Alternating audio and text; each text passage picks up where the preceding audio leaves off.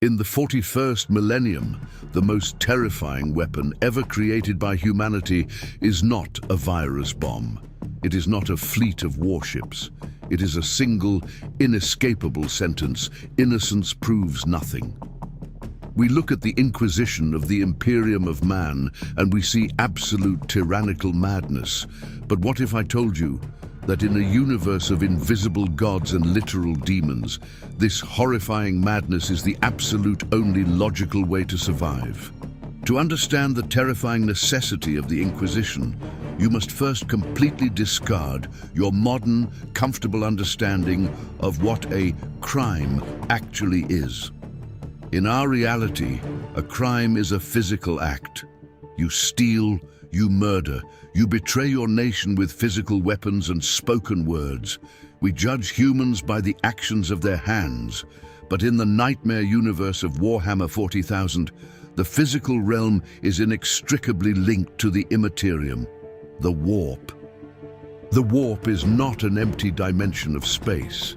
It is a boiling, infinite ocean of pure nightmare, shaped by emotion and filled with ancient, malevolent entities that are desperately, eternally hungry for human souls. And these entities do not need spaceships to invade our reality. They do not need physical doors to breach our fortresses. The bridge they use to cross into our universe is the human mind. A latent psyker who cannot control the terrors in their dreams. A desperate worker whispering a prayer to the wrong god in the absolute dark of a hive city. A single fleeting moment of profound doubt, of boiling anger, of forbidden cosmic curiosity. In the 41st millennium, a single thought can literally doom an entire world. The battlefield is not just on the mud of distant planets. The front line is drawn across the synapses of every single human brain. When a thought can open a gateway to literal hell, the mind itself becomes a weapon of mass destruction. And how do you police a weapon that cannot be seen? You police it by destroying the very concept of trust. This brings us to the dark, mechanical heart of the Paranoia Engine. The Inquisition understands a fundamental, horrific mathematical truth about their universe. Trust is a vulnerability. Trust is the open door through which the arch-enemy walks. If you trust your neighbor, you are trusting that they are biologically and spiritually strong enough to resist the whispers of a dark god. And the Inquisition knows that no human being is that strong. So they construct a society where paranoia is not a mental illness. It is the highest, most sacred civic duty. The Imperium does not just encourage suspicion, it weaponizes it. It forces the mother to watch the son. It forces the worker to watch the overseer. It demands that every citizen becomes a vigilant spy for the state. We look at this and we call it an Orwellian nightmare. We call it extreme, suffocating fascism. But the Inquisitor looks at it and calls it quarantine. In a dark forest galaxy where every single shadow holds a predator, and where that predator can wear the smiling face of your own family, absolute paranoia is the only sane response. To suspect everyone, to trust absolutely no one, is the only systemic way to ensure that anyone survives the night. Let us delve deeper into the terrifying phrase itself. Innocence proves nothing. If you stand before an inquisitor and declare that you have committed no crime, that you have lived a pure, loyal, and quiet life, you have completely missed the point of your own existence. The inquisitor does not look at you and ask, "What has this citizen done in the past?"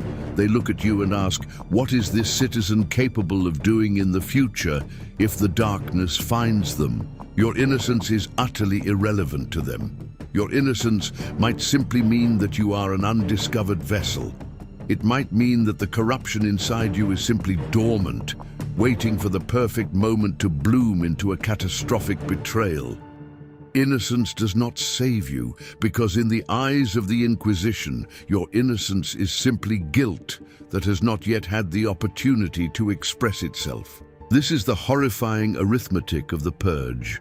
When an inquisitor orders the exterminatus, the complete atmospheric incineration of a planet holding 30 billion souls, they are not doing it because all 30 billion people are guilty of heresy.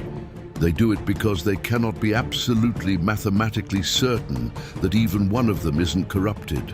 In their cold, unyielding logic, the lives of 29,999,000,000 completely innocent people are a perfectly acceptable price to pay to ensure that a single demonic incursion does not spread to the rest of the sector.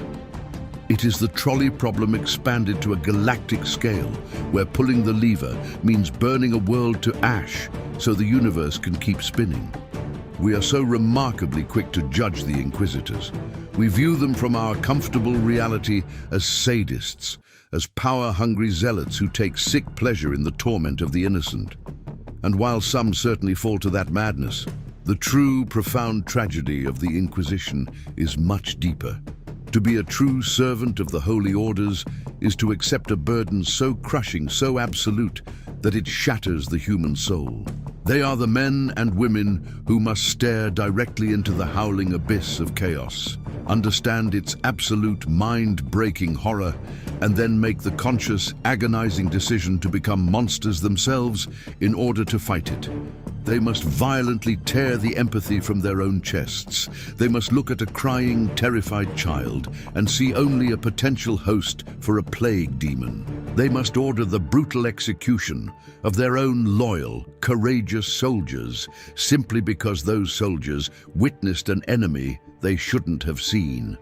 They bear the unforgivable sin of genocide so that the rest of the Imperium can sleep in ignorant peace. They are damned by their own actions, sacrificing their own humanity, their own morality, and their own salvation, all to preserve a species that will hate and fear them until the end of time.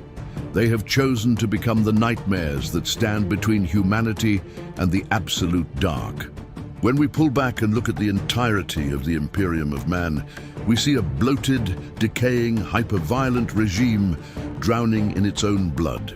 We look at the unspeakable cruelty of the secret police, the torture chambers, the black ships filled with screaming psychers being fed to the Golden Throne, and we naturally think, this system is broken.